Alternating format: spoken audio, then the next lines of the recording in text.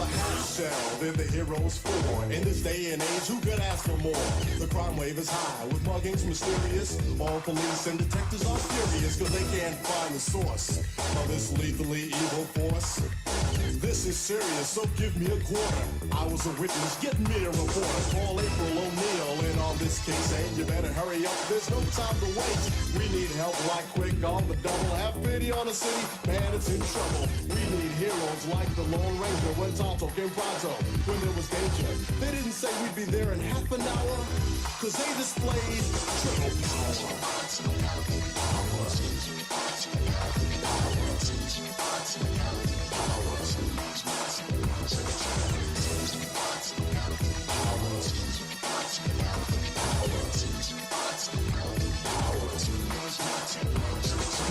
This reporter was hot on the trail, determined to put these crooks in jail.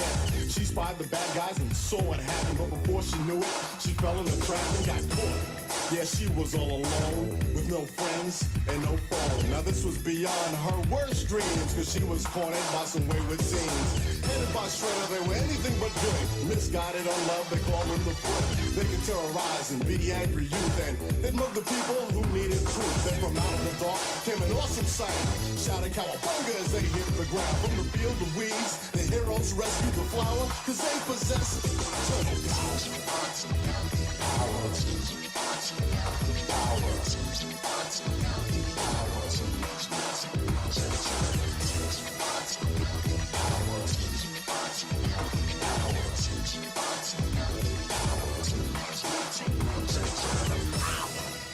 When you stand for what you believe in, you find the strength to do what's right.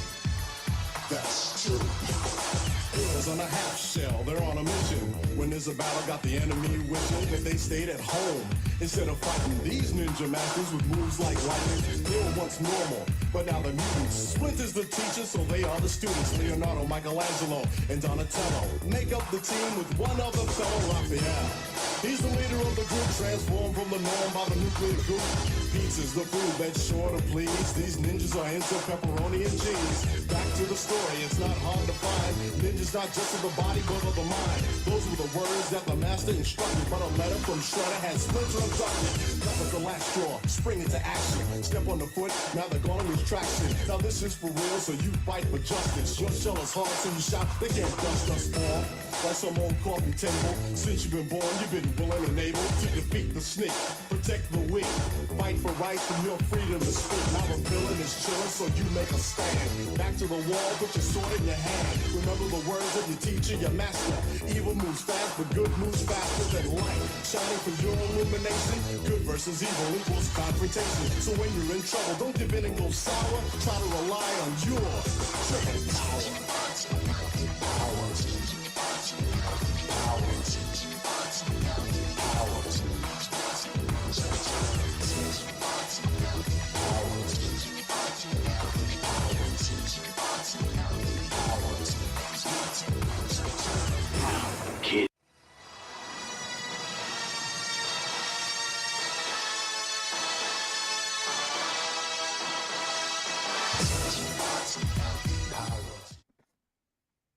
We're live. We're live. Space, the final frontier. These are the voyages of the USS Adequate to boldly go where no podcast has gone before, or until we get cancelled. Wait there. This doesn't feel right for some reason. There, it feels like it's yeah. I feel a disturbance in the force, as if millions of Trekkies were suddenly cried out in anguish and then were suddenly silenced by the force of the true power that is the wars. But yes, wars, baby. Yes, we thought we can start off with a little shout out to Goodwill, shall we say that? So that was for you, Goodwill. Let's get this put right, shall we? Yes. Beam us back. Get us back. Geordie. Right. We'll put us back on now. We're back on the normal. We're back on normal. So, hey, everyone, and welcome to the Nerdy Up North podcast. It's a nerdy podcast and it's hosted by Northern Nerds. I am one of your hosts, Sam. And I'm the other host, Paul. I'm totally got thrown by having to press loads of buttons and stuff there. So, sorry, guys. But yes, so today we thought we'd do a special episode and we are joined by Nerdy Jesus himself and the Discord Daddy. Like I say, he's getting a bit of a reputation now of, like, say, the heartthrob of the group, the heartthrob of the team. Where Every time. again, just to make him feel uncomfortable, like, say, I think I'm going to introduce him like this every time now. It is Lee, the person where men want to be him and women want him to be in him. So yes, we'll go that way. Hi, Lee. Thanks, Paul. Radical. Oh, poor Lee. He's gone all red. But yes. So we are stealing a slot tonight, as you all like more of aware that we are normally taken over by the Treks and the Goodwills of this world. He is in the chat today. He's having a holiday. See, I do give him time off, like I said, for good measures. But yes, so I've wanted to do this episode of the podcast for quite a while. So has Jake. And as we were discussing before, we did have a Turtles episode that was up that we had like a general broad discussion that was quite a lot of fun. And for reasons, we had to take it down. It's no longer, you can't find it. Well, to be fair, if you slip us a tenner, I'll send you a link. But we can't have a nerdy podcast and not have an episode that is dedicated to the green machine that is the Turtles. So yes. Yeah. So Sammy, Totally. Yep. do you want to do your little specials? I tried it with Lee and Beth and them, and it was the most awkward thing I've ever asked them as well. Whoa, am I asking that question right now? Can do. Okay, so let's see if I can make this as least awkward as I possibly can. Mm-hmm. How are you guys doing? And what you've been watching? I'm doing good. And Biggie is all. and me and Lee and Jake hasn't probably caught up to me and Lee yet. Has been watching a certain Tiny hat. certain TV show that came out yesterday, and I could not fucking turn it off. Mm-hmm. This was one of I wouldn't say brilliant, but entertaining and fun. That is just absolutely mind-blowingly, and makes me want to be a pirate more than the Goonies. Wow. Yes. I told you so. I told you all to watch One Piece. So yes, how did you find the Pirate King there, Lee? Oh, it was absolutely amazing. As Jake made me watch the anime, and this I'll make everyone watch it. Yeah, everyone should watch it. To be fair, but it's so true to the anime as well. I've seen reports saying describing it as the best anime live adaptation ever made, and I agree. Wow. It's so That's good. bold. We haven't started watching it yet, which is shocking because my husband is a huge One Piece fan. He's made me watch one of the animated movies before, and I did not have a fucking clue what was going on. Yeah, that happens a lot because, like, One Piece, the characters are just so weird, and everyone's like a different shape. It's almost as if they mashed a million art styles together. So if you just jump into one random episode, like, hundreds in, you'll just think everything's just a big jumble of shapes on the screen, I think.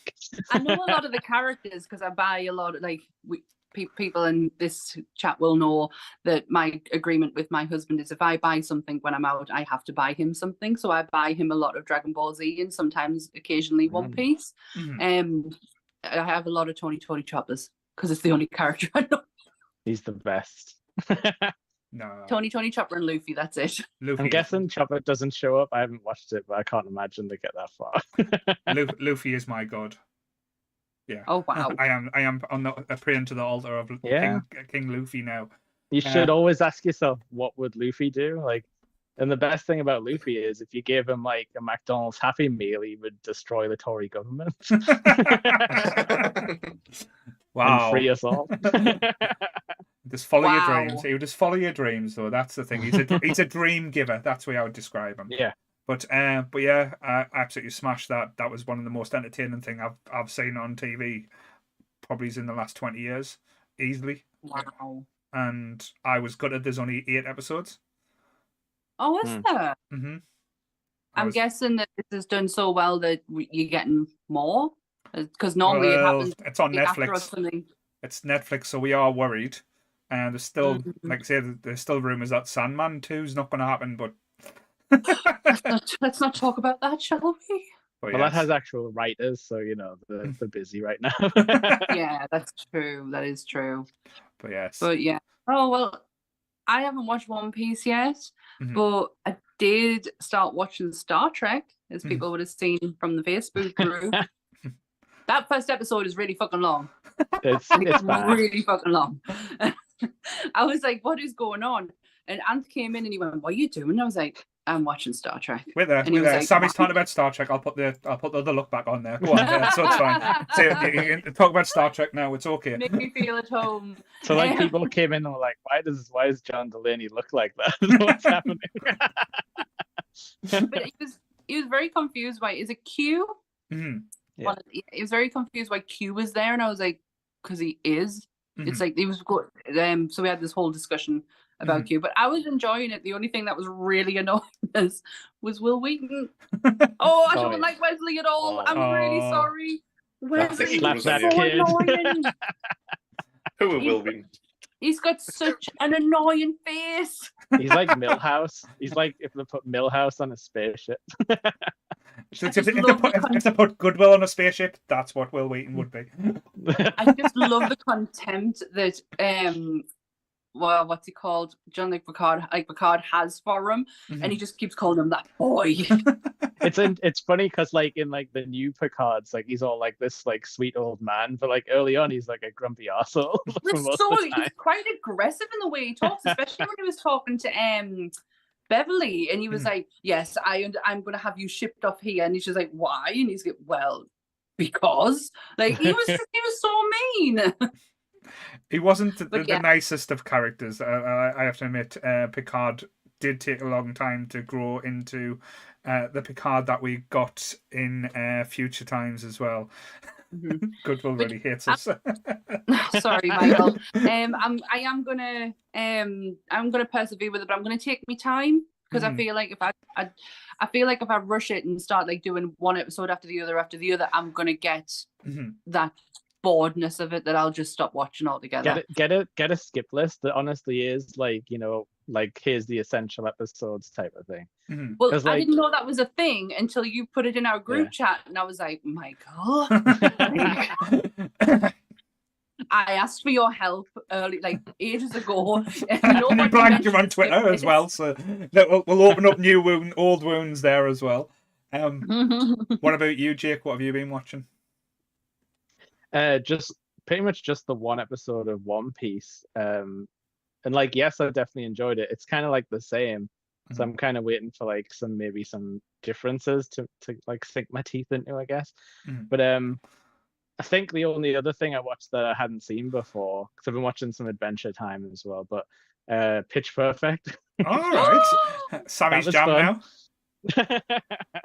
Did you like it? I did, yeah. I mean, I do like musicals and stuff, but yeah, it was pretty funny. It was like, obviously watching it now, it was a nice like throwback to like comedies where it's just like everything's a bit silly, but it wasn't like super like vulgar or like shitty or punching down. It was just like a silly world.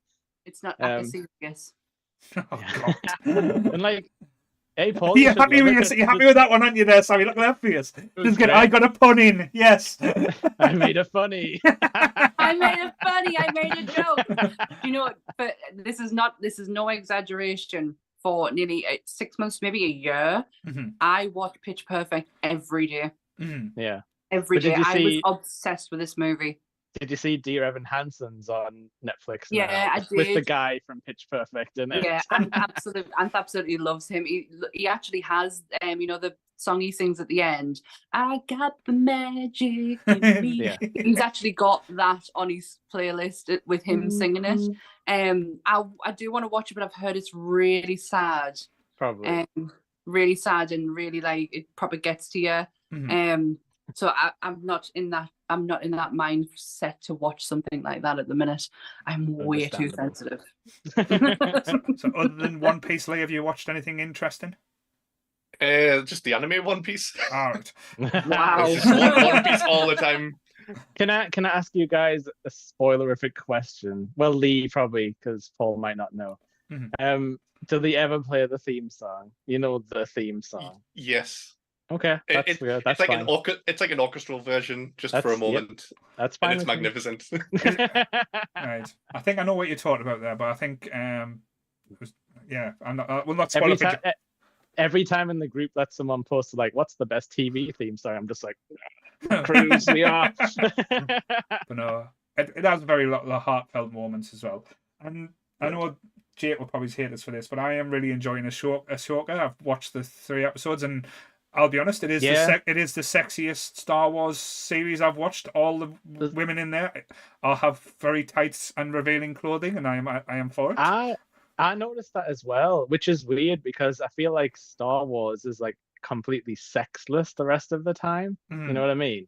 Yeah. Like obviously there was like Slave Leia, but like that was like the only time though. it was like a drop in the ocean. And like as a kid, I wasn't like thinking it was sexy. I was like, oh no, Jabba the Hutt's got a type of thing. Yeah. Like it wasn't part of the story really. But yeah, like this it's got some weird vibes. But yeah, I watched it too. There's a lot of framing towards the ass. All the female characters' asses are firmly in show for a lot of them, and I am. And you know what? Enjoying it. You know what that always makes me think of as well, because there was like weird stories from like Carrie Fisher where she was like, "Oh yeah, like George said nobody in space wears underwear, so we didn't," and then I'm just like, "Are they still doing that today?" No, that was one of our comedy bits that he got told that in space nobody wears underwear, yet Natalie Portman was able to wear a bra and underwear, and she was furious. Yeah.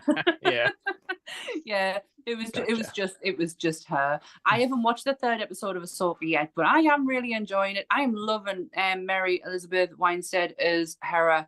She is absolutely perfect for that role. I love think that everyone's character. a bit wooden though, like acting wise. I think they're just playing it safe. Just see bums. So, it's all in the ass. Gotcha. It's the best ass acting I've seen in a while. Might watch this now. I personally just think they're playing it safe. Yeah. And not overdoing it with the dramatics or the enthusiasm. They're just playing it. I reckon it's I do feel it's the calm before the storm. I think when Thrawn comes in, I think it's going to ramp it up to the levels that you've not seen in a long time. There was like a couple of moments where Rosario acted for like a second in the space battle, but then it went back to like flatline. I did say to Ant, I say it's like, this is not the Ahsoka that I remember, because the last thing I watched Ahsoka in was Clone Wars, and that wasn't that long ago. And he was like, I know, but you've got to remember there's a lot that's happened between what you've seen in Clone Wars to where she is right now. That yes, she is there though? I mean, I don't want to say in case people have like not seen Clone Wars, but there's stuff that she did in that obviously has had a knock-on effect with her. But I've never, going back to General Thrawn, I have never seen a reaction like I did when I was at Star Wars Celebration in Europe, and we were at the Rebels panel. It was fucking great. Like Sam Witwer was there, Dave Filoni was there, and they showed the next sequence of Rebels, and it was where they were bringing Thrawn into it. And bearing in mind, I thought I was sitting in a room with a bunch of children. I was not. No. When that was revealed, the amount of fully grown men screaming their heads off and lightsabers all in the air. It was such like me and Carolyn was sitting down to the point where we just stood up because everyone else did, and we were like, it nearly brought a tear to me. I was like, I've never experienced that before. I would be shit in Hall H at San Diego Comic-Con doing like these big announcements. I'd just be bawling. I think the only thing that's thrown me with Ahsoka, and again, it's probably the same with the Mandalorian and stuff like that, it's hard to work out the time frame where everything's happened. Me and Ant, because it's like we haven't got Rey yet, we haven't got to like the Force Awakens yet. There's still Jedis and still Sith Lords, and it's like, so it's after Jedi. Is it before Jedi? No, is it the same time? It's because they're saying now the Rebel Alliance is overthrown the Empire and stuff. That's the only thing, because there's so many different timelines. I think like the sort of touching upon it, and they keep saying like the fledgling New Republic.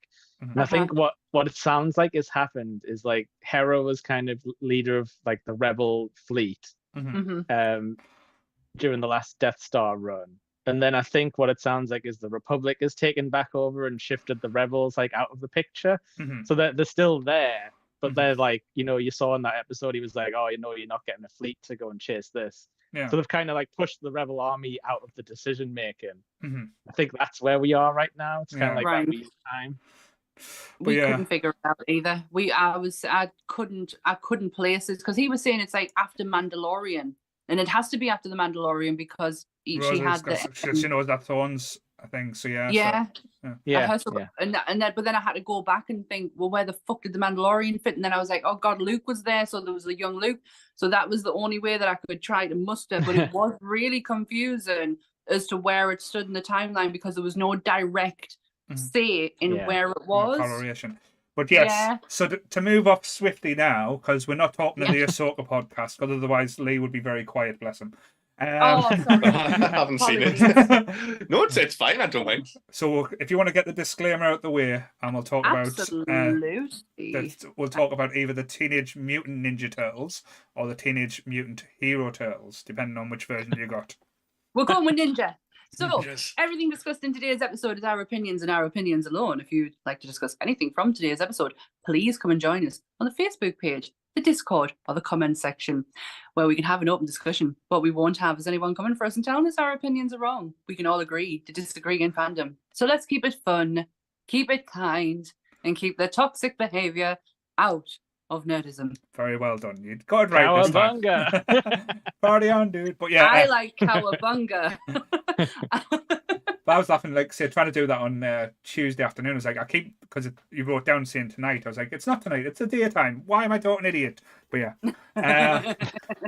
You do it very well. Yes. I have heard you do it very well. Yes. Thank you. Not as good Thank as- you for putting up with my bullshit. not as good as Graham. That's true. Even though I give Graham the wrong words to say. And he still said them Yes. right. Yes. So we've all watched the Turtles this week, I take it. Yes, Today. Today as well. I think I watched it last Sunday. So just to ask where you got the copy from that you watched it. It's a known thing called Dodgy Up North. Right. And that's exactly where I got it from. Cool. Well, you watched it from the free Prime channels, is that right, Jake? Yeah, I went legit. It was on Prime. Yeah, I went legit. It was on that freebie thing. You have to watch like a few adverts, but it was only like a 20-second advert about 5 times. So Yeah. It's got the deleted scenes in as well. Yes. okay. Mm-hmm. Which ones were deleted?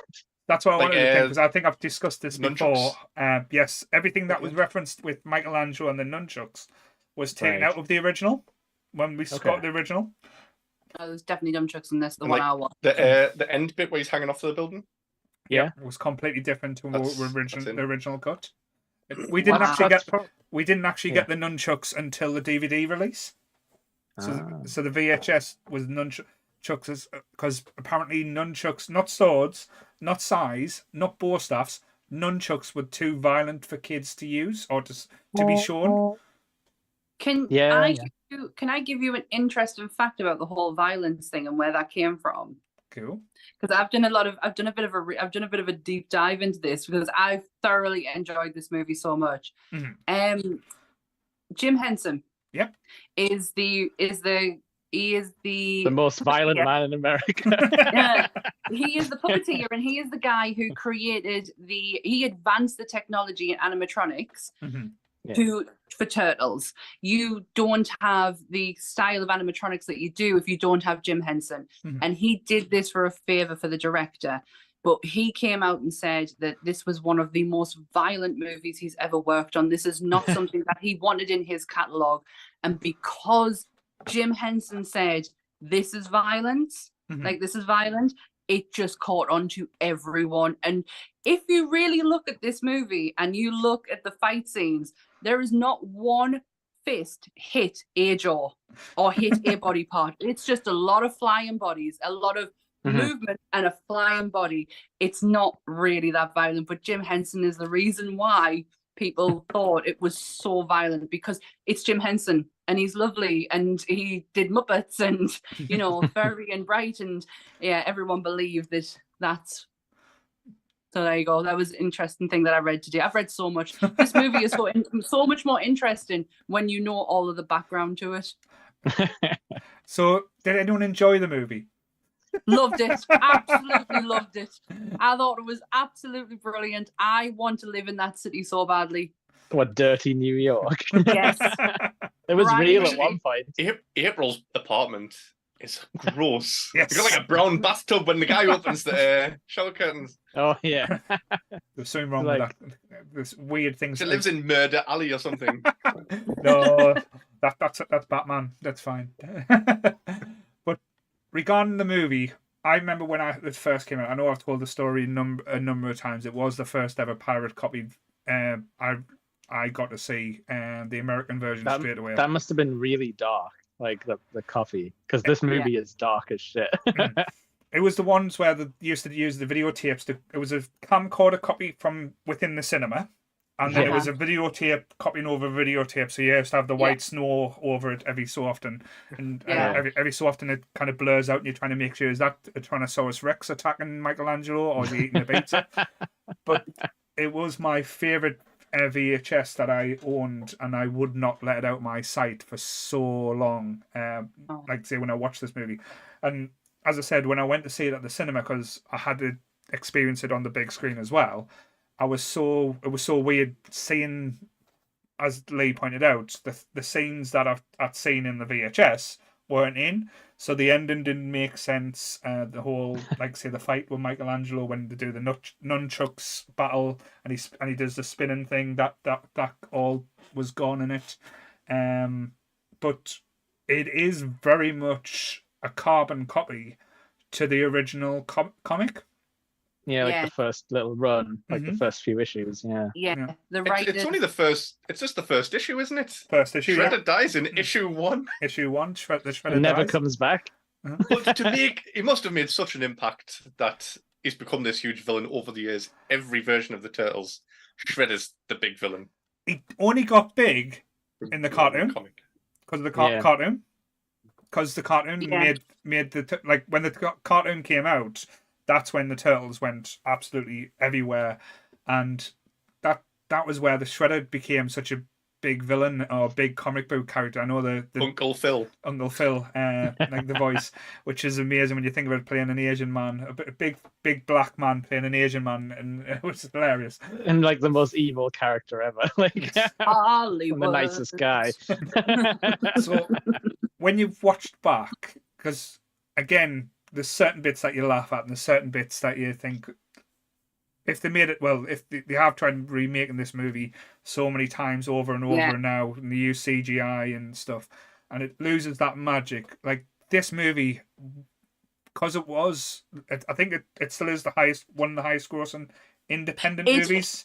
Is the highest grossing independent film until the Blair Witch Project. Right. Okay. Now let that sink in. But even more than Star Wars. Yep. Made 135 million domestic, and it made 66 million foreign. This it was huge. So Corey Feldman, which fucking blew my mind today, by the way, did not know that was Donatello. Corey Feldman only got $1,500 initially when he signed up. He agreed to do it for such a short amount of money because he genuinely thought it was just going to be some light and fluffy independent thing that was just going to go on VHS. No one was going to see it. Who gives a shit? And it turned out to be a fucking blockbuster. But he wasn't in the suit though, was he? No, I was just voice. The only guy who was in the suit and who was the voice actor is Raphael, who is played by Josh Pierce. Can I just say then, I think like they overpaid him because I'm pretty sure Donatello has like 6 lines and they're not good. Like he's basically he basically turns into like a second Michelangelo in this movie. Like, he's not the Donatello we know, like the machines. No. Like when he's in the garage with Casey Jones and they're just thinking of like different words to like from the alphabet to call each other, like Gak Brain, Hose Mouth and stuff like that. And he even forgets the alphabet. He's like, what we're up to now? It's like, we're there, you're only 5 letters in. Fucking hell, Donatello. You're supposed to be the brains of the bunch. To do machines. But like relating to the movie as well, because even though it is the Turtles movie, it's not a turtle. All 4 turtles don't get time to shine. I don't think No, this is it's a a Raphael. Raphael. Yeah, Yeah, It is the Raphael show. Yeah. it's a Raphael movie. Like I was saying, the guy who voiced him is also the guy in the suit. Mhm. And he was because he did that, he was allowed to make choices with his character because he's the only one who has a really thick Brooklyn accent. And he's the only one who has a distinct accent outside of the rest of them. All three of them, they're kind of like a background characters, whereas Raphael was the main star. It is strange that they've been raised by a Japanese rat who has a Japanese accent, and they all have like Californian "surfs up, dude" accents, and As then soon as Raphael the- like, "Hey, I'm walking here." Yeah, but it's like Yeah. as soon as they're alive though, because it's not like it doesn't show you them watching TV. Like they get the ooze on them and they're like radical. maybe it was just the different blend of ooze that they got. Like say, because Topher Yeah. and Razor was stupid in Sick of the Ooze too. But one of the actual actors in the suits did a good job, and they liked him, so he got to actually play a separate part in the sequel. The guy who plays the pizza delivery dude, who he was actually I can't remember which turtle he was, but he was actually one of the turtles in the suits in the first one. Yeah, they all got bit parts. Mhm. So the voice actors, apart from Corey Feldman, they're all in the movie as themselves. And some of them went on to be in the second one and in the third one. The guy, there's the puppeteer for Shredder is the same puppeteer. Wait who there, is Elmo. Shredder was a Splinter. puppet. No, what's the rat called? Splinter. Splinter. I did this earlier when I was talking to Ant. I was like, "What's the rat's name?" Yeah, Splinter. dirty So rat. the same guy, so the same guy who did Splinter is the same puppeteer who does Elmo. Right, And okay. he is, So that guy could claim he had his hand up Elmo's arse and Splinter's arse at the same time. At the same time. Cool. At the same time, yeah. So he Double did. fisting. He was the puppeteer throughout all three movies. So who was your favourite turtle in this movie? Because as Jake said, all of them except from Raph and Michelangelo were very different personalities, I believe, than in the comics that we got. But who was your favourite? Like if you go back to like say Small Lee, Small Jake, Small Sammy, who was your favourite as a kid? Like not now, because everyone always leans to certain characters now because they're good. But who was your favourite as a kid in this movie? We'll go with Lee first. It's always been Raphael. You pervert. I don't know why it was Raphael. You're so as a rude kid. and or crude. Were you a fan of the Red Ranger as well? Yes. It's just a boy thing in red. Wait there, and he fancies Goodwill, so he likes redheads, red gingers. I don't know why I picked it as a kid, but now it's like that's my personality is more towards Raphael. So you're a grumpy old twat. A bit of an introvert and a bit grumpy. Yeah, I'm a Raphael. If you walk around near where Lee lives, you can just hear him shouting, "Damn, damn," like constantly. Doing his martial arts on the roof. We're getting spied on by Casey Jones. What about you, Jake? Oh, it was 100% Michelangelo, and I think that's pretty much carried through because like he's like the comedy guy, but he's like the little brother as well. Like everyone loves him. Like it's always been. I don't know if he's the best in this movie because, like we've all said, like Raph steals all the airtime basically. But it was definitely Mikey when I was a kid, for sure. What about you, Sammy? Mine was Michelangelo. Always because Michelangelo was a party dude. And he probably, I know they all love pizza, but he loved it more than anyone. And he orders the pizza. Yeah. Michelangelo for sure as a kid. Raphael now because I have to, because my best friend's little boy is called Raphael. He's my little turtle. So everything we get to do with turtles is all Raphael. So when I was a kid, the cartoon version, like say, was always Michelangelo, just because he was the most relatable and he was like the innocent at heart. But in the movie, I don't know why, I always gravitated towards Leonardo because he's the sensible one. He's the one that makes sense, and like I always like the sacrifice at the end of this movie as well. Is when Shredder makes the comment that Splinter's dead, or he had a name, and Leo's the one that steps up and like goes on full attack and gets taken out, and that, like say, I always liked that, like say, the impulsiveness, because even though he was the leader, and I always thought that April fancied Leo for some reason as well. Me too. I always thought that I got a shock when her and Casey Jones kissed at the end. Bearing in mind, I have seen this movie as younger, but I got a shock when her and Casey Jones kissed at the end because I was like, hang on a minute. I thought you had a thing with Leonardo. That what is going on here? No, Looking you at it can't as an have a thing adult. with a turtle. Imagine this woman having making out with a fully Wait there. grown. Can I stop you? Can I stop you there? Because there was a little old movie in the 80s called Howard the Duck, where someone fucked a duck. Yeah, but how old was Howard though? That is a very, because we are talking about Teenage Mutant Ninja Turtles. So it says the 15, I think. All right. Oh wow! Yeah, I never even it doesn't even cross my mind their age, even though it's in the title. Well, if that's in turtle years, how many years is that in human years? Because is it dog years work the same? Because turtles. How does the ooze factor in? Yeah. But yeah, I've just realised I'm talking about duck fucking on a Turtles podcast. It's gone. Yes, there is duck tits a woohoo in that film. Yes.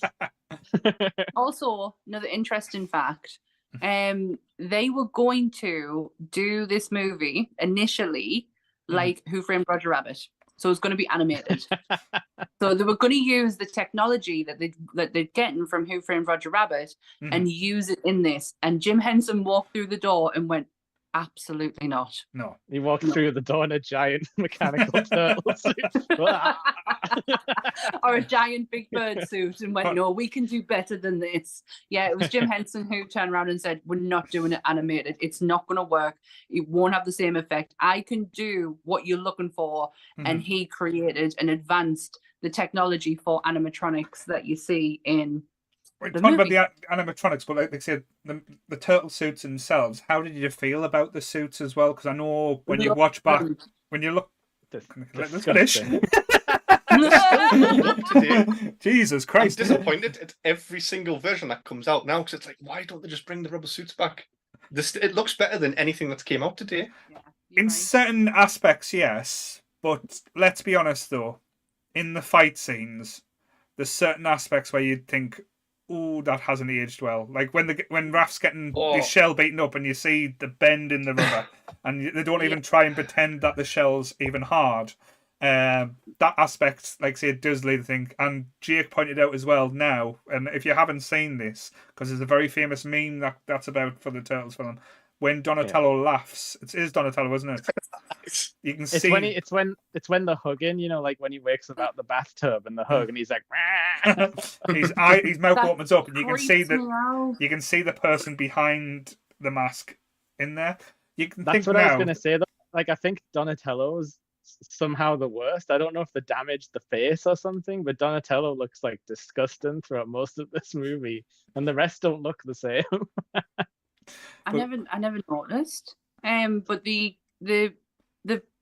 for all the animatronics are in their face to make their eyes move, to make their lips move, and everything, it still was not protecting anyone, because when Raphael gets kicked by Casey Jones in the face, or hit, he actually broke the stuntman's nose, who was behind the suit, because they didn't allow the actor to do the action scenes, even though he was in the suit for 90% of the time, because they needed to make sure his voice was okay.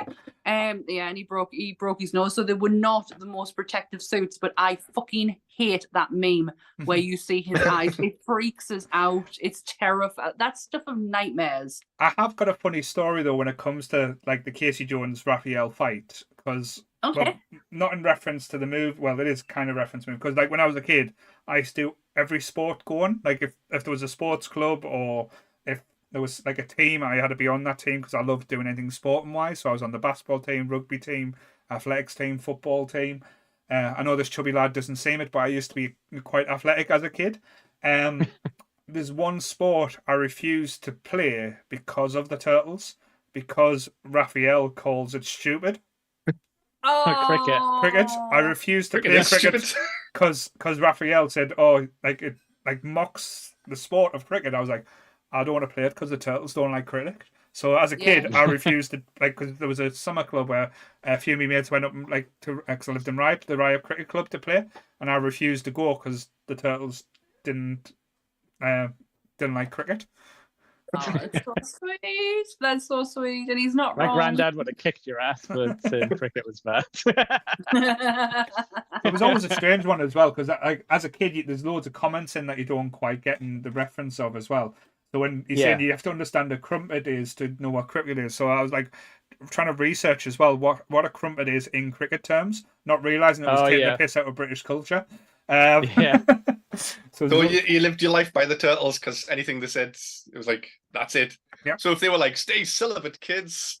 Take your vitamins. Yeah, Hey, I'd still be a virgin today.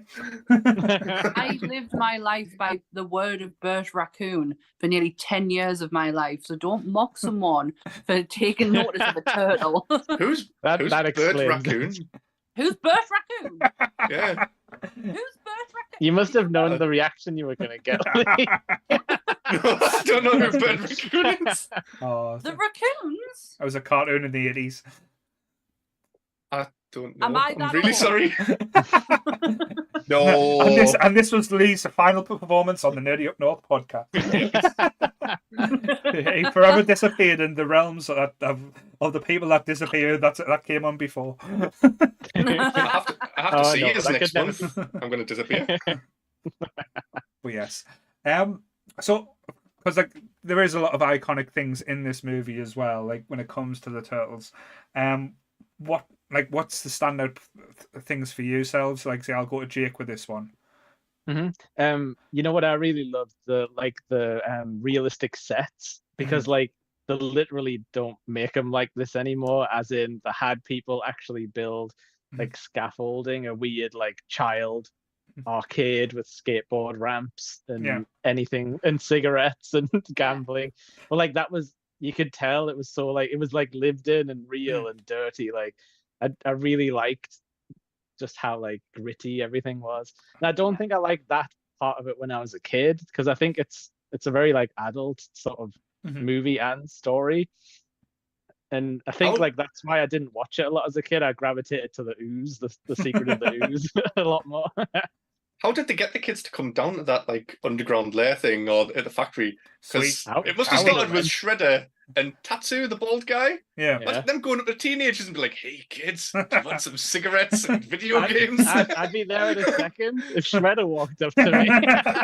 Yeah. Open a kind of cork because they didn't have the cap, so the pull just shredderized it. Oh yeah. And Shredder's terrifying as well with these like. He comes out and he gets his shoulder knives out and he's like, "Hello, children, I am the Shredder." And it's like there's like 100 kids around. And I just like think, do you know that Mitchell and Webb where they're like the Nazis and it's like, are we the baddies? Yeah. There's nobody who's just looking like, hang on a second. No, he's a pillar of the community. Exactly. You can tell. They're a family, Lee. Remember that. They're a family. And I loved how much of a send up it was, like, because at the time I think Marvel had the martial art group, The Hand, so so they kind of took the piss where they said like, "Oh, we're going to do the foot," even though it's some of the most ridiculous. It was a parody of Daredevil. Yeah, very much so. But this, like, I absolutely love when Splinter's telling the story of how he got trained in the martial arts, and you see the little rat in the cage mimicking his master's moves and stuff, and I love the fact that he gnaws on Shredder's face and Shredder doesn't kill the rat, he just takes his ear. But that whole like scene and like the whole Splinter telling the stories was like some of my favorite things as a kid, as an adult now. Like I say, it still lives up and it still works out now. Like when I was a kid, I didn't realize that they like explain everything, because like at the start there's all the news stories being like, oh, it's like in an old Japanese town, like the Japanese immigrants are saying it's just like what used to happen to them, like an old ninja story. And then like when he's like, I don't like those turtles, I recognize that fighting style. And he's like, he can't let it go. No. And then as soon as he sees Splinter, he's like, you did this to my face. When he calls him a Rukusaki. You killed my master, and he's going, I'm going to finish off what I did with your ear. And the pure rage on Shredder's face there. So you got me doing it now. What about you, Lee? What are the standout moments for yourself? Don't say it with all Neil Shorts. This is this is the first ever film that I saw at the cinema when I was about 4-year-old, I think. Oh, nice. Wow. But I didn't pay attention to a lot of it then because I was only 4 and I ran around the cinema in circles till the attendant made us sit down. Oh God, I would have loved to slap you. That's probably still now. But no, it's just from start to finish, it's just such a happy film, no matter what's going on. Like this defined the 90s. It came out in 1990, didn't it? And this just set the precedent for the rest of that decade. To be fair, though, it should have been an 80s film. Even though it was released in 1990s, it was made in the 80s, so I'm not letting them have that one. I feel like if it was made even a year earlier, like even the soundtrack would have been completely different, and they would have been fighting to like rock music. But instead, it's so happy because like there's all these like serious like ninjas, we will kill you, but and it's just it makes it cheerful all the way through. That comes back in the second one as well when there's like the big pizza montage at the start. It's the same song, I'm pretty sure. Like let the flip start. We'll have to get Adam to do a version of us for us. Oh, you could. I'm going to challenge you there, Lee, because as a kid, I was not happy when Raphael was dying in a bathtub. I still think that part's really weird, like sort of sad and gross. There is about 10 minutes in the middle that's very emotional. I watched the that bit now. Where Splinter in the fire. It's so sad. I get it. I get it now, but as a kid, I didn't understand why they didn't put Raphael on a bed or on somewhere comfortable. But it's a turtle. Turtles live in water, so they thought we'll put him in a bath. The bath will heal him. So I got it now. I was like, oh shit, that's really clever. That's cleverer than I was as a kid. But yeah, like the beat the shit out of Shredder. He's like covered. Splinter. He's covered in blood for like the whole like half of the movie. I'm just like, why? It's our father. Bless. What about you, Sammy? I agree with Jake with the aesthetic of it. It's so pleasing, and it's so like just takes you like they don't make movies like that anymore. But I also get what Lee's saying. Yes, this movie is not all happy and singing and dancing, but it's how it makes you feel watching it as an adult. That's I don't know if that's what you meant, Lee, but that's how I took it. I absolutely love I love what you said about the Splinter constantly when he's talking about his past, and it almost gets to the point where you're like, is he actually going to finish that story? because he starts it. And I just feel like this is something he always brings up. To be fair though, it's like one of us. If we get the same thing, I'll tell each one about the Goonies and how I watched the Goonies and how Goonies started up nerdy up north. That is our origin. Yeah. So it's like Splinter is telling everyone about the origin of his life now. But it's like nobody asked. But it's almost like nobody asked him, and he just comes out with it. I do love the whole feel of this. I had such a ride this afternoon watching it. I thought it was I thought I was just going to be pissing around on my phone while it was on in the background, and I ended up sitting watching the whole entire thing. I love the way the turtles look in this. I think whenever I think of them, I always look back on these and think that's the epitome of what the turtles look like. Even though so controversial, do not hate me for this, I didn't mind the Michael Bay ones. No. I actually don't mind them. I'm going to go out there and say it.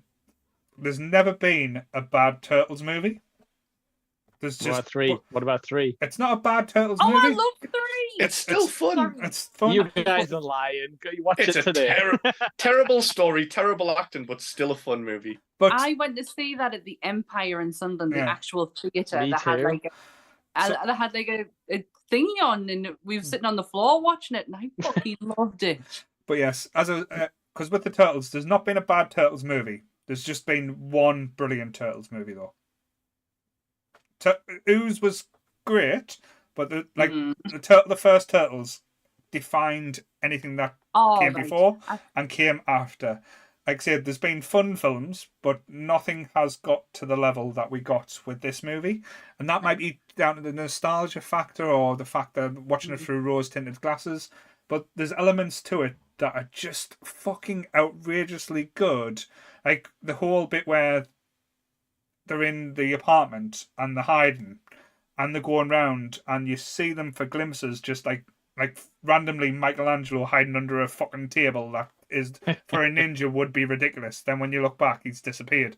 Donatello's hiding in the bathtub, and you see him poking out from the bathtub, and when you pull it back, he's not there. But then you see Shell hanging from the ceiling. Those little elements there is just absolutely hilarious. Like the whole pizza, like the guy with the pizza, like when the pizza delivery is so iconic at the time. Just because Domino's done the whole advert, and that's how Domino's got bigger than Pizza Hut. Sorry to say, I prefer Pizza Hut. They did, but Domino's got did, bigger but... than Pizza Hut due to the fact the marketing campaign that every delivery had to be there before 30 minutes, or you got it for free. And the Turtles used that in the movies, and I thought that was brilliantly marketed. Yeah, Pizza Hut actually put in a 20 million marketing campaign for the Turtles movie, yet it was Domino's that is the product placement.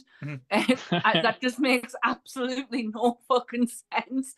Like, the Domino's one was late. Maybe Pizza Hut said, "Oh, make it be late. We'll look better than them now." True. Yeah, actually, you could argue that was like a bad thing on Domino's delivery, that they won't be able to find your sewer house. Yes. But no, it still works to this day because I had Domino's tonight specifically just because I'd seen this movie. So marketing works. If we watch Wayne's World, we all would be eating Pizza Hut. Just saying. And drinking Pepsi and Doritos. No. Isn't Wayne's World Coca-Cola? But the Turtles did have Pepsi on the table when they were in April's house. Yeah, the only thing that didn't make sense to me as well is that April O'Neil had her own antiques business as well. I was like, okay, that's just quite nicely fitting into the story, but just so they could have a fight in an antique store and burn it down. There was a lot of fire next to the suits. Did you guys notice as well? They were lighting matches, and obviously the antique store burns down. And I was like, this seems incredibly dangerous from everything I know about stunt work.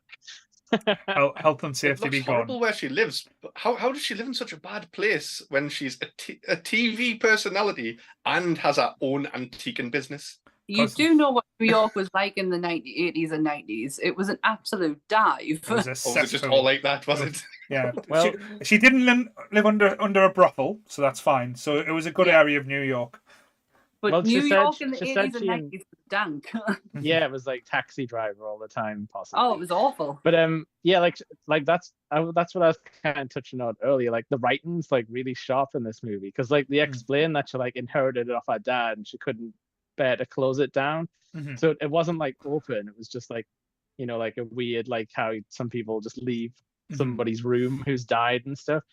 And during the antiques fight, she gets the call to say she's fired, and Casey overhears it so that he can tell her in the farmhouse. It's everything's proper tied up neatly as far as the writing goes, even if it's stupid. Yeah. There is probably the way I would describe it. This movie has got so many stupid, fantastic things that happens into it, but that's part of the charm of this. But to be honest, if we are going to start picking apart a movie that is about 4 teenage turtles being mutant up and being trained in the ancient art of ninja by a rat, I think that's having a few little teething problems here and there is just picking sake. But yeah, they did an amazing job because this must have been hard to get past a lot of execs when they're look at this weird black and white comic about turtles and surprisingly not. Surprisingly, really, it was very much. This movie was very much wanted. Because of the cartoon, I guess. Because of the cartoon. Yeah, because of the cartoon and it was the merchandise as well. Yeah. It all comes back. It all comes back to the toys. To be fair, though, they knew what they were doing. The toys were so hard to get our hands on when we were kids. Back the then. Movie toys or the old ones. Well, the old ones, the movie ones weren't. I'll admit it now. The movie ones weren't as good quality. Like if Yeah. you Yeah, go did back, they have those like spots on? You know, like Yeah. they sometimes put spots on the turtles. Yeah, Yeah. yeah. They weren't good remember as them. they weren't well like as well made. But like say a funny story that happened to me like say the other week, because they are bringing out now the old turtles from our childhood, not children now, my fucking childhood. And the woman behind the like say when I was buying the turtle figures in the in the entertainer, and she was like, "Oh, are these for your kids?" I was like, "No, it's good for me." And she just looked at us. I was like, no, these turtles figures are from my childhood. Like, said, no, they shouldn't even be selling these. And she just looked at us like disgusted. But to be fair, I'd already been told off because they weren't meant to be selling these figures just yet because they were still. Well, that's on them for them having them out. Yes. They should never have had them out. My husband, my mother-in-law's house, it has a loft full that like It's back to Stockman. that's so cool. My mother-in-law has kept all of Ant's turtle toys. They're all in the loft. All she says is, if you want them, go and get them. That's all she keeps saying. All I'm going to say, Sam, if you want to continue being on the Nerdy Up North podcast, there is going to be some blackmail coming into this now. It's payments and turtles from now on. Payment is due, bitch.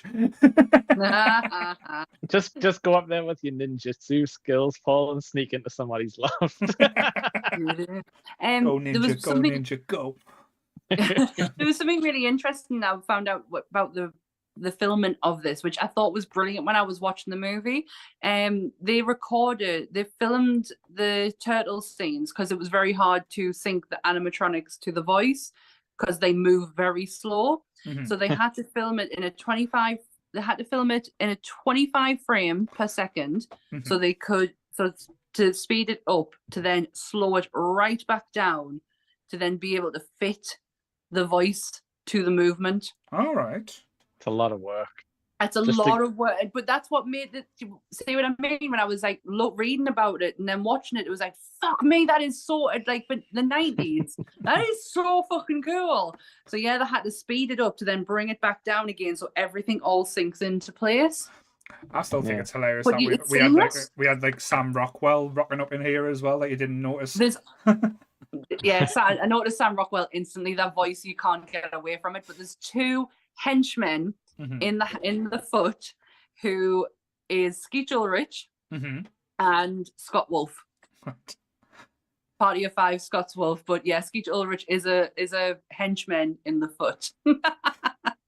He's getting his stabbing training in just then as well. It was weird, like they had like tea strainers on their eyes as well.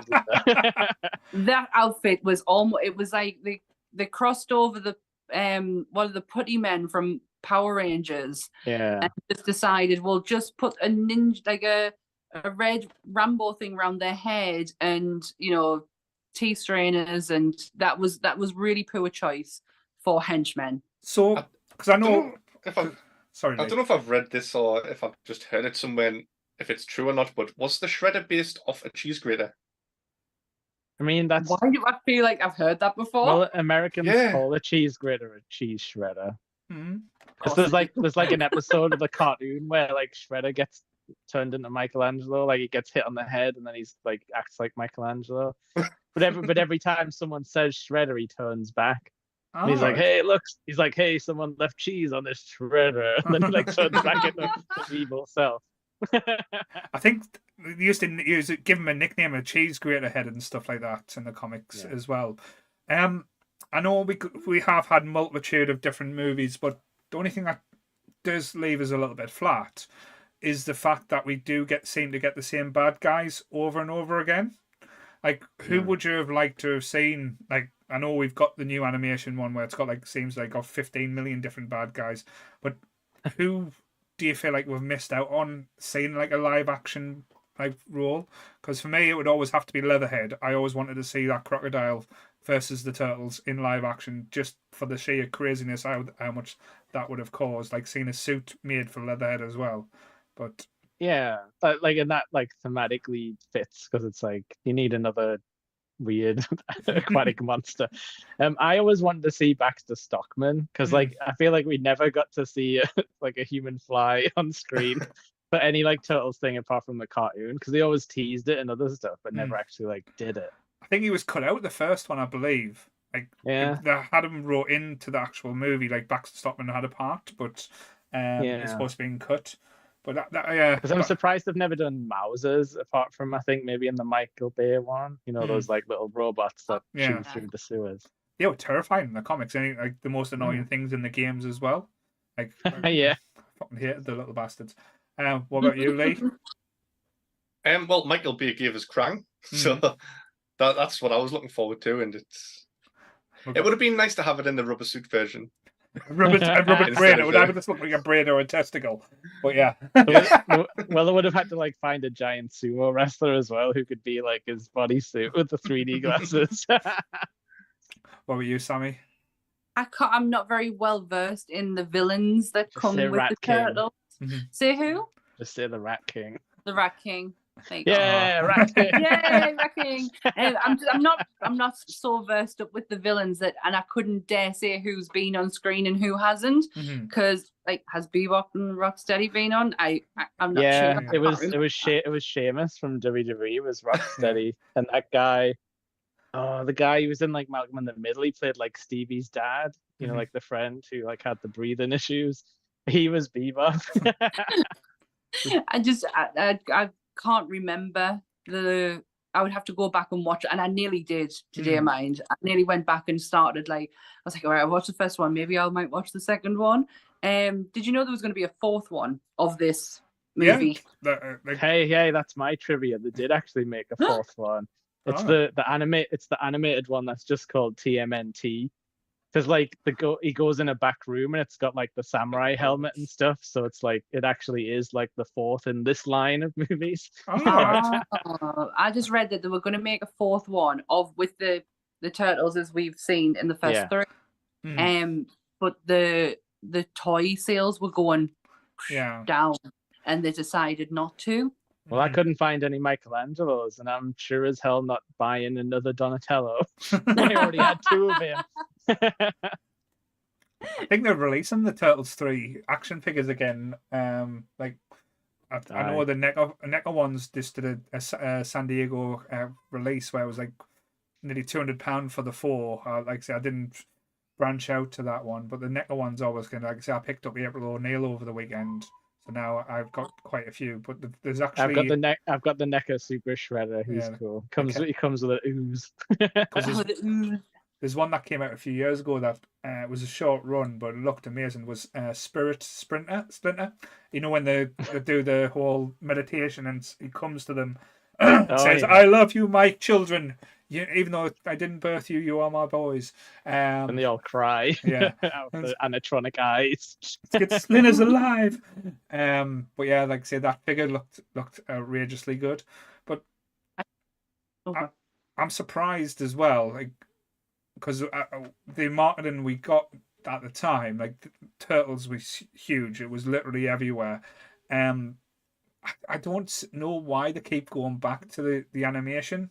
Like, why do they keep trying to like stay away from like these? I know with Dark Crystal it proved that it was so expensive to do, but to get that type of magic and that type of feel, I keep harping on. I want to see the gritty and the horrible Turtles again, just to see the nasty side. I suppose they're marketing it to kids. I know, but I know they don't think of us 40-year-olds who grew up with this and love it as much as we do. They are marketing it to children of now, so you're not going to get the grittiness that we had because they didn't care about our liking of bright colours and stuff. They were fine with us looking at the dirt and the grime. They don't want that for the children now. They want all bright and fluffy. Worst we thing need ever. Tarantino to make a Turtles film. No, let's be a foot fetish film. They've only got 3 toes. He doesn't like them. Oh, I was gonna say it's 3 fingers and 2 toes. Is it just 2? Two No, you toes? can't walk 2 on toes. 2 toes. you can't walk right? on 2 toes. I'm sure it's 2 toes. 2 seconds. You're probably right. Like, get a figure. We need to do research. I was going to say earlier, I got Carolyn for her birthday, and NECA did a mashup of the Universal Monsters and the Turtles, and I got her a Raphael who was mashed up with Frankenstein. So I got her that for her birthday. I think Paul's right. I'm visualizing it in my head. Two toes. Oh. Two toes. Two big You can't toes. walk on 2 toes though. You'll fall over. Damn. I've actually got the Look nunchucks. The how nunchucks. broad their legs are in order to Oh, stand shit. up. The nunchucks Yeah, haven't exactly. snapped. Amazing. Yes. I Incredible. always remember the bakery up at where I live used to do turtle biscuits. They still do the same style biscuits today. It's just all it is just a sugar biscuit with icing on them. My favorite. Yeah. But they used to do the turtle ones. Always used to get a Michelangelo. Always. Fucking Leonardo Nice. nearly took down all the toys there. That was a fell. I managed to catch her from Dungeons and Dragons. Oh yes, that lady. Everyone's favorite. I feel Yes. like, I mean, I'm not sure of the order of it, but I feel like this must have gave way to a lot of other weird things. Like, oh, kids love mutant animals that walk on 2 legs. Let's have these sharks play hockey, or these mice can ride bikes from Mars.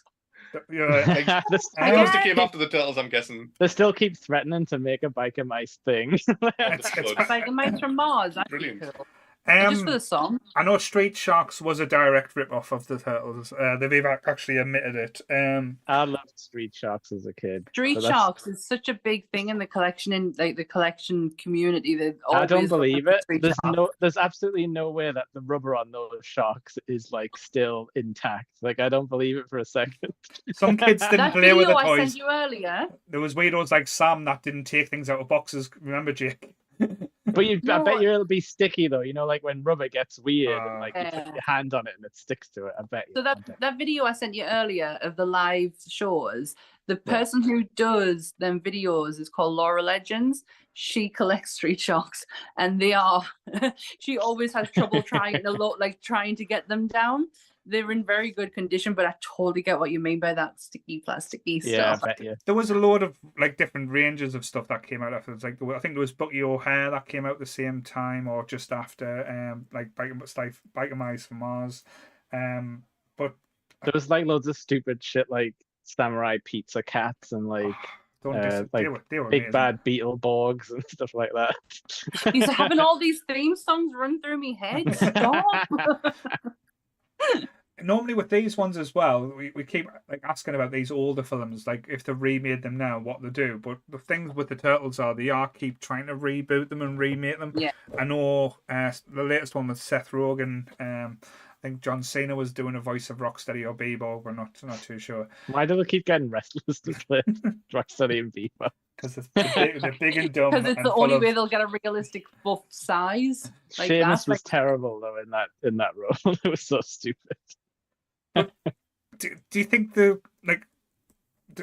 I again, it's like harking back to what they would do now. Like we are not the target audience where they want people to No. think. So I always want them to make, like as you said, the dirty and gritty Turtles that we kind of got. This was as close as the comics as we can get, and as Lee said, the ending to this movie is pretty much identical. And they actually said the guys who create the Turtles, I can't remember the names now, it was something in lead or something like that. I have them written here. It is Kevin Eastman and Peter Laird. Yeah. Yeah. They said the biggest mistake they did make in the comics was killing Shredder off so early, because they didn't realize what the things. And I love the comics that they did as well originally because they weren't the normal comic size.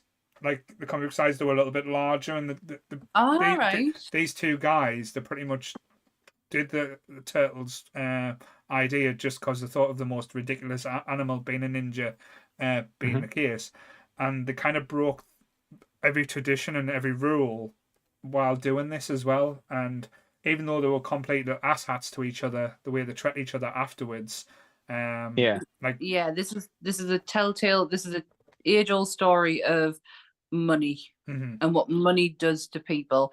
It's in the toys that made us, isn't it? I was just going to say, watch the toys that made us, because it goes. There's no holding back. Like Kevin Eastman, like he's the one who's in the wrong, but he kind of owns it. So I kind of can't be like mad about it. Yeah, because I hate people who know that they've done shitty things and are like, oh well, I did it. He knows he was a shitty person. Yeah. I just love the fact that he bought a tank. He was like, That is so fucking 90s, man. Come He's like, on. he's like, whatever. Like, I've got so much money now. What do I do? I'll go and buy a tank to drive To around. buy Yeah. Just buy a because I fucking Technodrome. can. But Oh, yeah, like there's I think like who took over like Turtles comics? Was it like it wasn't Dark Horse? Was it Image? Was At Image some No, point? no, But, it like- wasn't. It's dark. It was Dark Horse. So So sure I'm it's talking got- like sort of mid 2000s, like I can't before the remember last that. Ronin Image have and never stuff. had turtles. I'm not Okay. sure. I just So, remember like- always having boobies in it though. There used to be boobies in the No, Turtles well, comics.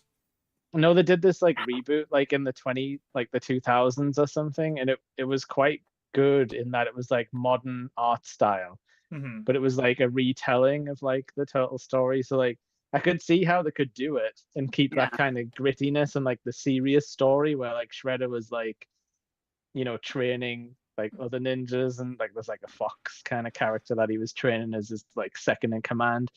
They could definitely do a serious one. They could even do that last Ronin thing that would Yeah, be that's for like what I- our generation. That's what I was going to mention as well, because I am very much excited about this. They are doing a game. They are bringing out a new game next. It's either coming out this year or next year. What is based on the last Ronin story. So basically, anyone who doesn't know, they've released a comic last year, and it is hailed as probably the best Turtles comic that's ever been wrote for, like, say, story wise, where 3 of the brothers have been killed, and the story is it's called The Last Ronin. So Last Turtle trying to avenge all these turtle brethren that's been gone, Wow. and you don't actually find out until the end of the comic which brother was the last one standing. Yeah, because he's got all the weapons, so you don't know Oh, who don't it spoil it. is. Mm-hmm. I think Paul has before, but Yeah. we won't do it again. Oh, well, but you know what my memory's like. It's absolutely shocking. Yeah. That sounds so interesting. Mm-hmm. That's like a proper like. Is it a one shot or is it? It's a graphic novel you can get. Yeah. Okay. But there is Oh, I want there's meant to be like offshoots and like follow ups now because it's done so well. Yeah. I was gutted I missed the first run because the first run now goes for like stupid money. Oh, But they are doing a game, so they're not doing a comic or the film, but they're doing a game based on it. And I probably will buy me next generation like console to play that. Just for the turn. come join PS5 world with us. Bring the price down a little bit more, but yeah. One thing again, I know we did mention it as well, and I don't think it. I think Lee hit the nail on its head. The soundtrack was a big factor to how well these films did. Like I think he was joking on, but after he said it, I couldn't not put the opening, like say Turtle Power, as the opening to the podcast. Like, even though I'll probably get a shitty email off YouTube tomorrow saying you will not be able to make money off this your episode because all rights are going to such and such because you don't own the rights to that song. Sometimes you've got to take the hit and not make the 12 pence. Exactly. You are so right, especially for that song. When does Vanilla Ice come into Turtle Two. World? Number Two. 2. Yeah. That's good. Was I singing that Tequila? earlier? Yeah. That tequila there. I didn't know what that was called for years, even though the only word in it is tequila. It's in, I just knew it in as the song. I just the knew only it as word that song from the spoken. Turtles. It's the only word spoken. But Leave. This is just what Lee's like. His leader sits there to be quiet, and he's like the assassin. Also- He's the ninja of the group to take out He's Sammy. the ninja assassin of like one. Why is it that like just out randomly they all come back into the room? They've all just been out, and they come back in, and then they just start dancing. Like out Yeah, of that- you- nowhere. Well, what did Oh, you? yeah, you're right. The only thing you used to do as a teenager, it was either wank or like say cry. So teenagers turtles know, are supposed to I do was something. just crying. You know what I think it was? I think it was like the first scene in the shot, and it was a proof of concept. Be like, look, we can dance in the suits, we can do flips, Mhm. and we can can talk, we can move. walk. I've got to give it to the people in them suits because they did class. Like I don't even think I could sit in this podcast. for like in the Wait, suit now, this We're long. we're going to get We're Lee a gonna- turtle suit now. He's dropped himself in it. But they're Stop doing it now, Lee. flips. 24-hour and it live must be stream. boiling. You want to come on in that suit? Absolutely. Did anyone else find it hilarious when the opening scene, not the opening scene, but the first time you see the turtles? What's it? Is it a saya that the hat? Is that the trident Just thing? sigh. Oh, the Yeah. twin side. Yeah. When that hits off the light, did anyone else notice how janky it was? It wasn't a smooth. It wasn't a smooth hit. It actually hit it twice. It just sort of like hits the rim of like the lampshade, does it? Ding, ding, boom. It's like if you're Um, looking for an effect of holy shit, what the fuck's happening? The lights all go out. Don't have it where it goes ding ding boom. Yeah, they had one shot, I think. And they just smashed the light bulb, and they're like, And "That's they our last fucking one." blew it. But like I noticed a part as well where I think it was the first time they go from April's house, like after the first sort of meet her and have like a pal around with the pizza. I think Leonardo turns around and like his sword gets stuck on the wall, like in the hallway, and it just bends like backwards and then pings back.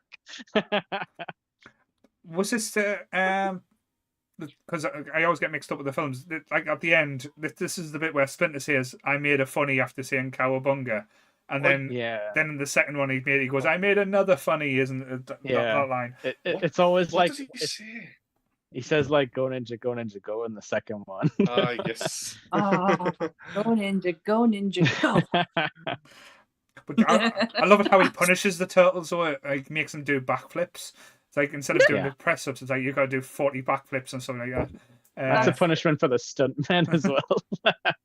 That's going to be a nerdy up north punishment from now on. If you do wrong, you've got to do like 100 backflips. Yeah. God. Bless you. So, I'm going to hear a lot of back cracking going on. Can I just say like one thing about that silly little like joke at the end? Like that's something that'll always send like audiences home happy when like the character talks over the credits and says something silly, because it's just the kind of thing that makes you like turn to like when you're a kid, like turn to your parents and be like, he said a funny. Like it's just like more movies need to like take that on board, and that should become like a new trope. They were going to do it an end, I don't know if it was an end credit scene or a deleted scene where they were taking the piss out of Batman, the Michael Keaton Batman, because it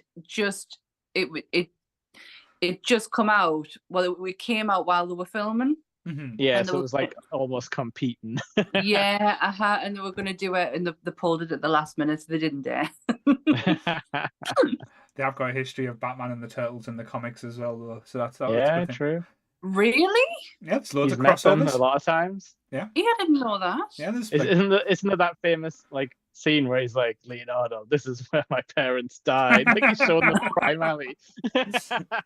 Yeah, and there's even been a Ghostbusters crossover comic. What?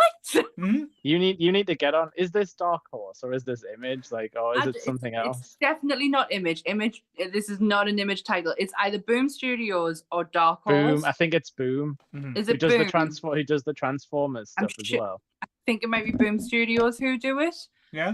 It's definitely not Image. Image would not. Everything's not to sound... It's the real Ghostbusters as well, like Yeah. the cartoon Ghostbusters who crosses over with them. Oh, I need to go and have a look at my my comic book back catalogue that's on my phone. No, well, the Turtles and Batman ones. There's been a few like That's so cool. four-parters and stuff like that.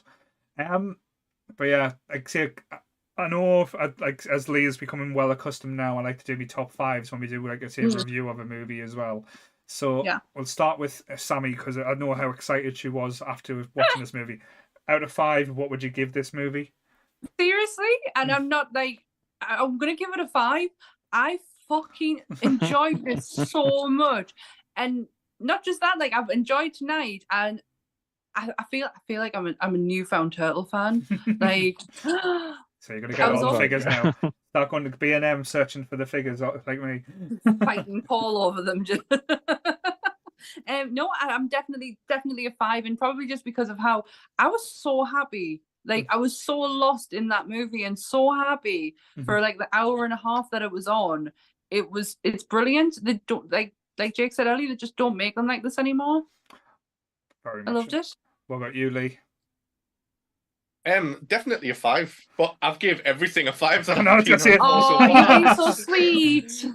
But Leave Jesus. be a bit edgy, be a bit controversial, Daddy. No, you've picked some amazing films, but like this, I would like if I could, I would put it even higher than everything else. So you're giving it a This 6 is out like of 5. the top of the top. So he's going all He's on the Just Eat scale. He's busting them things. What about you, Jake? A 4 just because I like Secret of the Ooze better. So that's Secret of the Ooze is my Mute his 5. mic. To be fair, But, though, like- Jake's favourite Batman film is Batman and Robin, so... Probably, yeah. You always have to be different. No, I'm just an idiot. But No, you're not. Mask of the Phantasm's my real favorite Batman film. Oh, we might have to review that soon because it's getting a 4K re-release, so... Oh, Yeah, I bought that'd it. be I can't remember good. when it's coming out, but I bought it. Yeah. Go back old school, teach a few Batman Oh. fans to that one. I'm going to go a 4.8 because it's not quite Goonie level, but it is close. Oh, Oh, so the average is 5. Yeah. that's how that works. The average is 5. It's crazy though that you say these movies. I know we're going to have to find a movie that Lee hates soon. That's it. Every movie, every review he's done, he loves the film. That's the reason he's on for. So he's not going to give them a score that's so low. We'll get him to watch Orgasmo by himself. Yeah, How and did then you just get Lee feel in the after corner watching and he's this fucking shit? God, yeah, like was that the first review this podcast ever did? Probably not. No, Probably one we'll because try we've to done do as a one team. before.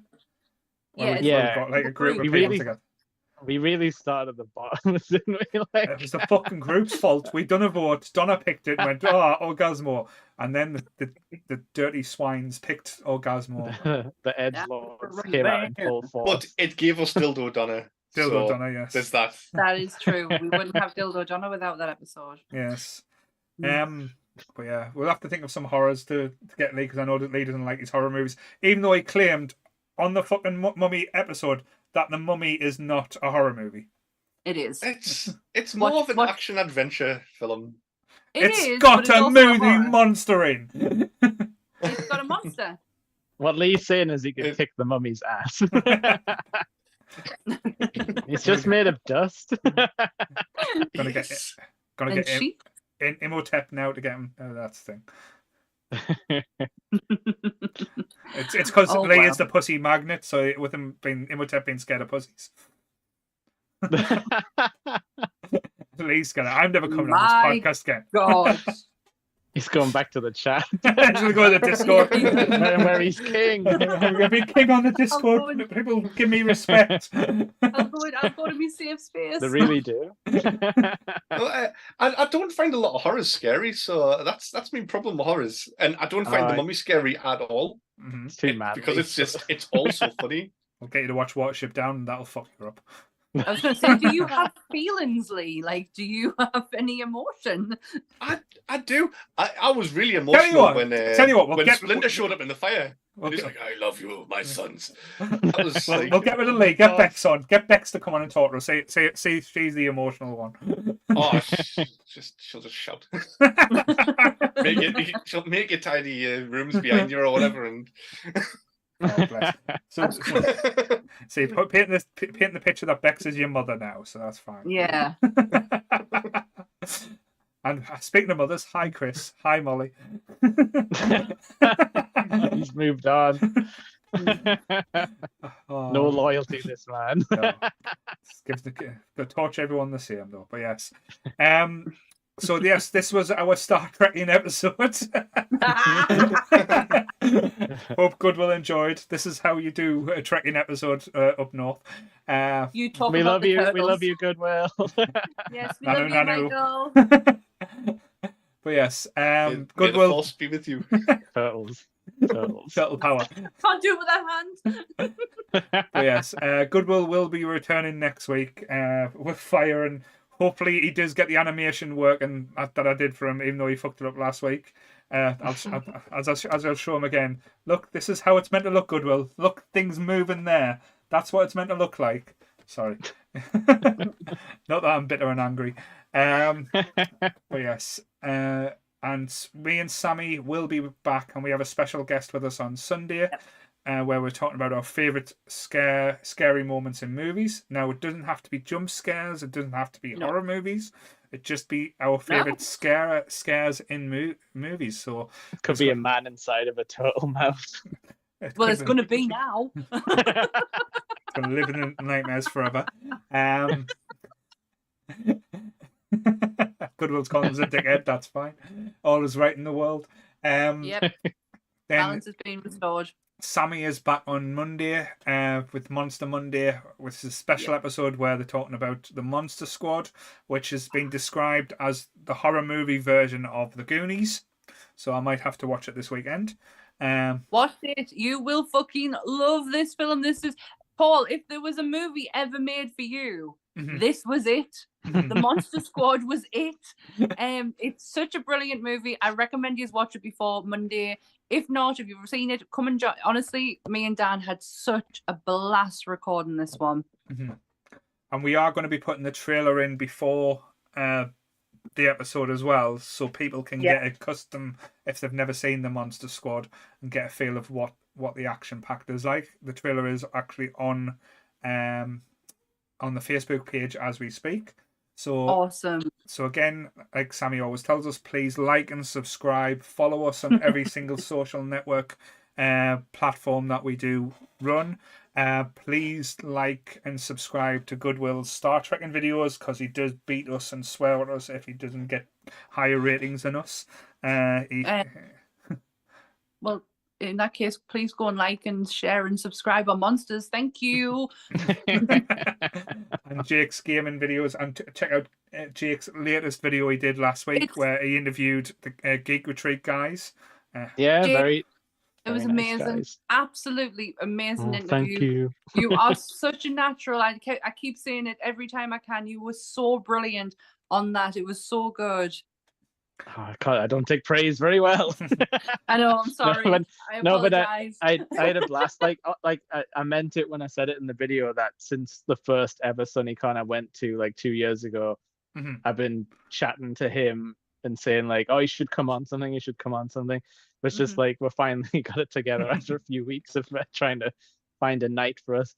But yeah, they even offered us we could go and use their D&D room and get up to hijinks and everything. So we should take them. We went down one day and we actually checked out the room ourselves. It's just timing and everything, and because this is so convenient for us to be able to do it at home, it never materialized. But they are such a good group of people, such a good community as well. Their shop is fantastic, and if they start doing comic books, you will never fucking get me out of there. Yeah, go to Geek Retreat, everyone. The good lads. Some of us from the Discord are planning to go there, and Peach is going to teach us how to play Gwent. Oh yeah, from The Witcher. Sounds a bit pervy. Gwent from The Witcher. Is that where she just strips off and pretends to Henry Cavill being all sexy and white? How do you take an innocent card game into something so dirty? How do you do it? It's easy. You just think of the thing and just put words together. Honestly, this is why you and my husband get on. You can talk to each other. You've both got the same mind. So he thinks the same about your mum as I do as well. I fucking hope not. Oh, this therapy session's gone bad. But yes, what about you two? Negoods, have you got anything you want to promote? Will you be streaming next week at all? Because Lee is now called Nerdy Lee, is that right? Nerdy Lee on Twitch. You've taken the name Nerdy. I didn't want to go full on and go Nerd Lee up north. Nerd Lee? Wait, Nerd so does that mean up north? Does that mean in case Paul's copyright? So does that mean your name in our chat's changed as well? So I'm just gonna have to stop calling you Supreme all of a sudden. Yeah, probably. It's a new thing to learn. Oh no, words. So yes, I just get called Daddy anyway, so it doesn't matter what my name is on there. So we'll let's do a little theme tune. So can you get what's it, Daddy Lee? Oh my God. Do that sound bite. I'm sure there's a song as well. We'll get the singing and just change it and just put Lee in as well. Daddy Discord Lee. He gets all the women and does root things and All the impregnate. trees. I can do Goodwill. that easy. There's got to be karaoke versions of Daddy Cool out there. Lee's just not talking. He's No. just. I don't know what to say. I'm just worried because I'm sure that SunnyCon after parties have karaoke, Oh, and I God. told Donna I would go next year. Oh, Yes. we'll all go, Lee. We'll all go for a karaoke jaunt. Yes, I know it probably hasn't been announced yet, but keep an eye on SunnyCon. There's going to be announcements soon for that as well. So Donna, if when she's watching or see announce, there's going to be fun frolics there as well. So hopefully, SunnyCon 2024, baby. yes. I've But already yes, been there on the stream. I travelled there. Goodwill was in chains. It was an apocalyptic scene. did they put him in a cage and like say everyone had to Yeah, wear we an eye did, yeah. patch?